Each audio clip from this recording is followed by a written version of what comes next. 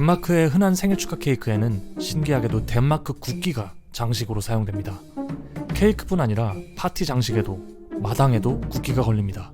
쇼핑몰에서도, 옷가게에서도, 마트의 채소 포장지에도, 거리의 현수막에도, 집 앞 잔디에도 덴마크 국기는 이렇게나 쉽게 볼 수 있죠.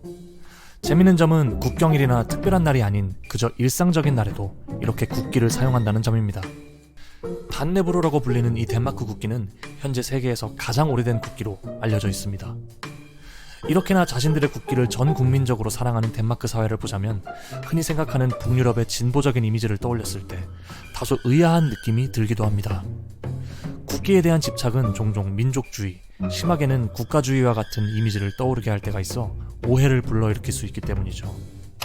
미국의 소셜 커뮤니티 레딧에서는 왜 덴마크인들은 국기를 이렇게 자주 사용하는지에 대한 질문이 올라왔고, 많은 덴마크인들이 애국주의나 민족주의와는 상관없는 단순히 즐거움과 축하를 상징하는 문화라고 답했습니다. 이런 모습만 봐도 덴마크인들은 그들의 상당히 잦은 국기 사용에 대해 그렇게 무거운 의미를 두고 있지는 않는 것으로 보이죠. 실제로 덴마크인들이 말하는 것처럼 국기를 사용하는 그 빈도만큼 덴마크인들은 행복과 여유를 누구보다 많이 누린다고 알려져 있습니다. 강력한 복지체계, 최고 60%가 넘는 세율에도 기꺼이 세금을 내는 높은 시민의식을 가진 나라, 2021년 기준 세계에서 남녀가 가장 평등한 나라, 2022년 기준 세계에서 가장 청렴하다고 인식되는 나라, 그리고 무엇보다 매년 행복지수 순위 1, 2위를 다투는 가장 행복한 나라. 이런 타이틀을 가지고 있는 덴마크 사회를 뒷받침하는 큰 개념 중 하나는 바로 휘게입니다. 휘게는 가족이나 친구와 함께 보내는 소박하고 여유로운 시간, 일상 속의 소소한 즐거움, 편안하고 안락한 환경에서 오는 행복을 뜻합니다. 휘게는 2016년 영국의 콜린스 영어사전이 선정한 올해의 단어에서 브렉시트에 이어 2위를 차지할 만큼 21세기 들어 많은 사람들의 관심을 받았습니다. 추운 겨울 스웨터를 입고 심플한 인테리어로 꾸며진 거실의 벽난로 앞에서 핫초코와 수프를 마시며 소소한 행복을 느끼는 이런 풍경들은 휘게를 상징하는 전형적인 모습이라고 할 수 있습니다. 휘게는 한때 미국 내에서도 하나의 큰 문화적 트렌드로 자리잡아 향초나 푹신한 커버 등과 같은 북유럽 스타일 소품들을 판매하기 위한 마케팅 유행어로 사용되기도 했죠. 인스타그램에서 휘게의 해시태그를 검색하면 2024년 1월 기준 900만 개가 넘는 게시물들이 나옵니다. 이렇게 여유로움과 안락함을 추구하며 행복한 나라임을 스스로 자부하는 덴마크는 사회적 신뢰 또한 매우 높은 나라입니다. 옥스퍼드 대학교에 기반을 두고 있는 통계 사이트 아워월드인 데이터의 가장 최근 통계에서는 대부분의 사람들을 믿을 수 있다라는 항목에서 덴마크인들의 73.9%가 그렇다라고 답해 전 세계에서 신뢰도가 가장 높은 나라임을 확인할 수 있죠.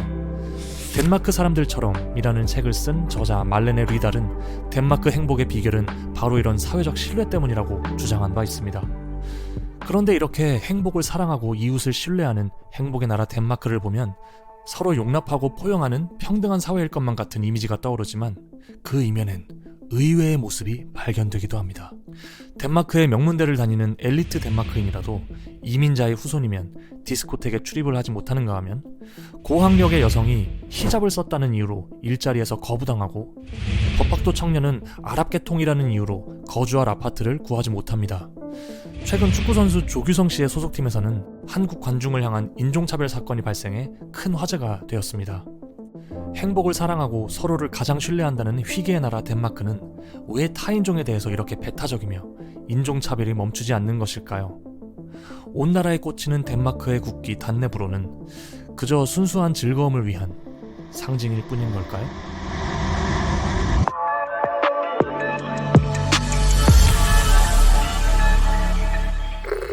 덴마크는 북유럽에서 단연 가장 영향력 있는 국가였습니다. 스웨덴에게 그 패권을 빼앗기기 전까지는 말이죠.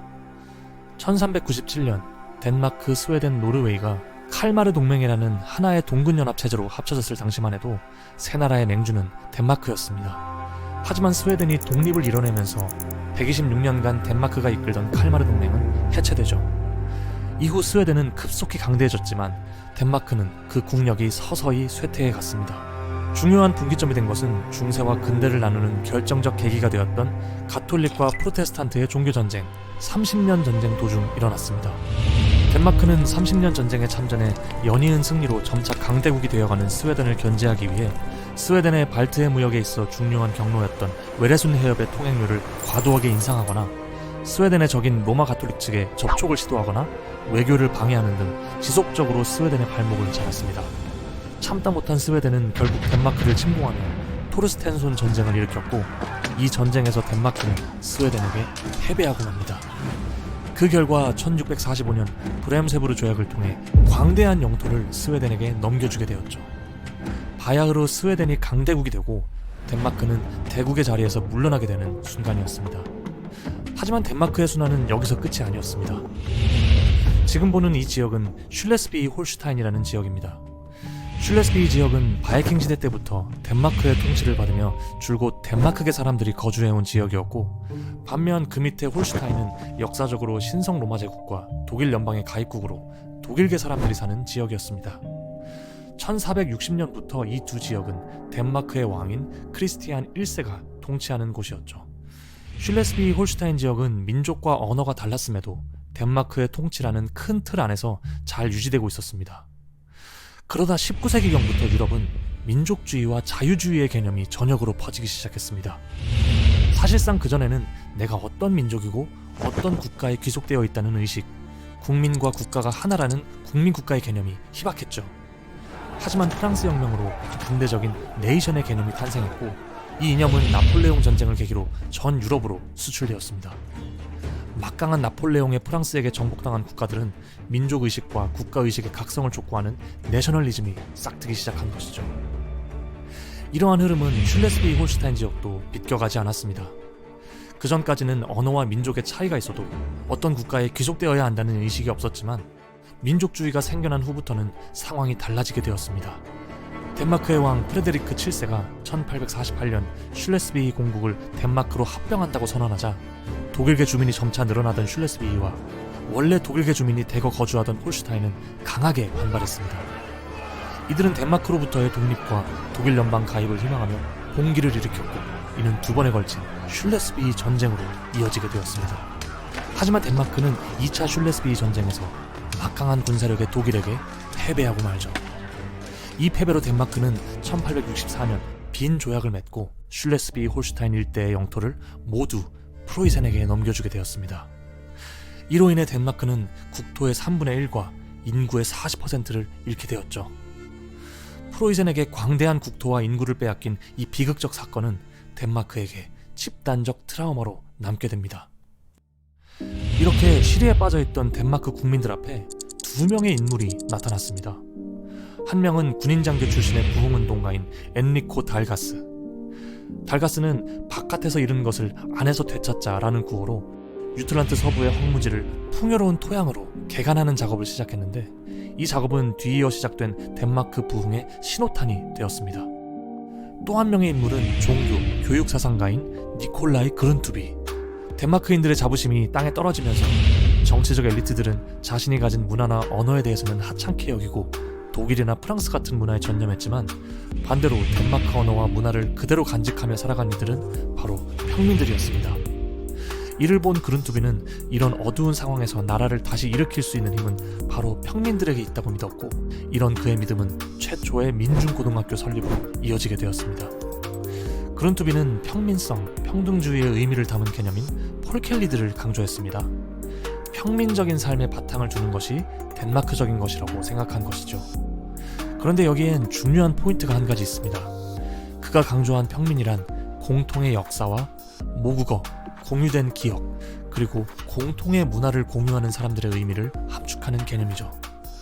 밖에서 잃은 것을 안에서 되찾자는 달가스의 구호와 함께 민족의 역사와 모국어를 중심으로 하는 문화민족주의적 교육 철학을 통해 평민들을 계몽하기 시작한 덴마크는 가장 암울했던 시기를 지나 19세기 후반부터 황금기를 맞이하기 시작했습니다. 민족주의적 맥락에서 평민성을 강조한 그룬투비의 교육 철학은 현대 덴마크인들이 국가를 어떻게 인식하는지에 지대한 영향을 끼쳤습니다. 이것은 휘게 안에 고스란히 녹아들어갔죠. 누가 봐도 돈이 많은 상류층 부부인 빅토르와 로네. 하지만 이 부부가 자신들을 소개할 때는 늘 중산층이라고 말합니다. 베를린으로 온 가족이 휴가를 떠나는 날, 8성급 힐튼 호텔에서 머물 수 있는 경제력이 되면서도 굳이 값싼 호텔을 예약하며 이렇게 휘게스러운 게 좋다라고 말합니다.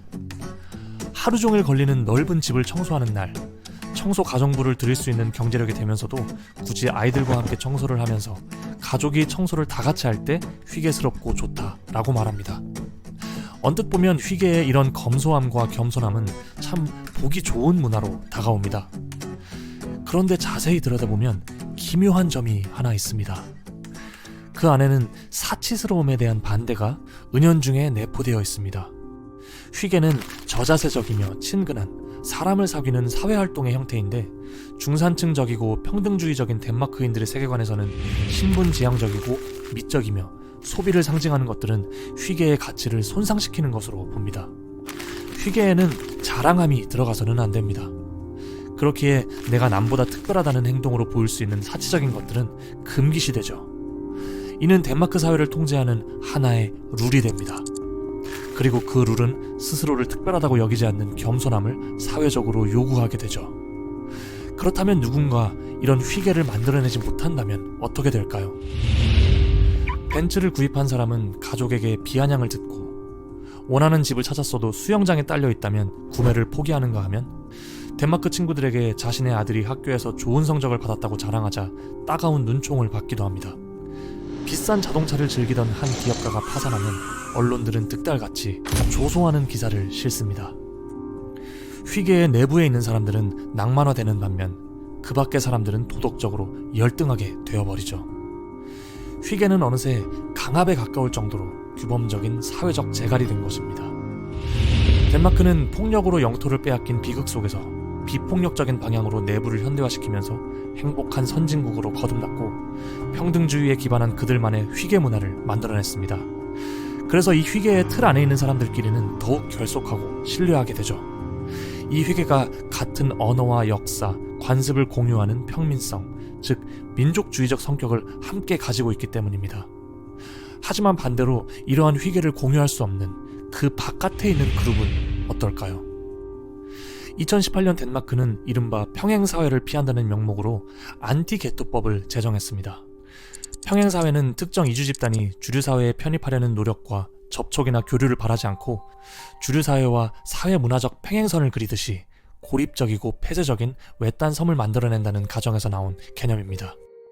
이는 사회적 갈등의 책임 소재를 이주 집단으로 돌리고 이들을 사회와 통합하려는 의지가 없는 집단으로 부정적인 이미지를 씌우는 기능을 하죠. 덴마크는 비서구권 인구가 50%가 넘는 곳 중에서 실업률, 교육 수준, 범죄율, 소득 수준이 일정 수준에 미달하면 해당 지역을 취약지역, 즉 게토로 지정했고 덴마크적인 것을 보호한다는 명목으로 2030년까지 이런 게토들을 없앤다는 목표를 세웠습니다. 2021년에는 그 연장선으로 게토라는 말을 쓰지 않는 대신 10년 내로 공동주택에서 비서구권 인구를 30%로 줄인다는 정책을 발표했죠. 수많은 비백인 덴마크인들이 자신들이 살던 집과 땅에서 쫓겨나게 되었습니다. 덴마크에서 나고 자란 이들의 여느 덴마크와 다를 곳 없는 삶의 터전은 민영화로 재건축되면서 해체되고 있습니다. 황당하게도 2022년에는 이 정책으로 비워진 공동주택에 우크라이나 난민은 받을 수 있도록 정책이 수정되면서 안티게토 정책이 인종차별적이라는 것이 더욱 분명해졌죠. 덴마크 정부는 유럽사법재판소의 인종차별 혐의로 기소되었고 나라 안팎으로 엄청난 비판을 받게 되었습니다. 여기엔 더 큰 문제가 있습니다. 갈등 상황을 최대한 피하고 의례적인 편안함을 최대한 유지하려는 휘게로 인해 이러한 인종차별을 심각한 문제로 다루려고 하지 않는 현상이 벌어진다는 것입니다. 여기서는 나치의 제스처나 흑인을 비하하는 단어도 그저 즐거움 중 하나로 치부되죠. 덴마크의 역사학자 마티아스 담볼트는 이런 현상을 다음과 같이 표현했습니다. 누군가 문제를 지적하면 문제를 일으키는 사람으로 프레임이 씌워지고 곧 그 사람이 문제가 된다. 이런 현상은 휘게 레이시즘이라는 용어로 불려집니다. 이 때문에 좀처럼 인종차별은 해결해야 할 사회적 문제로 대두되지 않고 당연히 이에 대한 열띤 토론을 벌이려 하지도 않습니다. 자, 그럼 이제 축제와 행복의 상징으로 휘게를 즐기는 행동으로서 온 동네의 단내부르를 흔드는 이 덴마크의 문화는 어떻게 바라볼 수 있을까요? 극단적인 민족주의는 휘게의 성격과 배치되기 때문에 표면적으로 잘 드러나지 않죠. 하지만 영국의 사회학자 리처드 젠킨스는 덴마크의 민족주의의 특징이 스스로 민족주의라고 인식하길 거부하는 것이라고 지적했습니다. 행복과 평등성을 상징하는 휘게는 그룬트비가 강조한 진정한 의미의 평등주의라고 할 수 있을까요?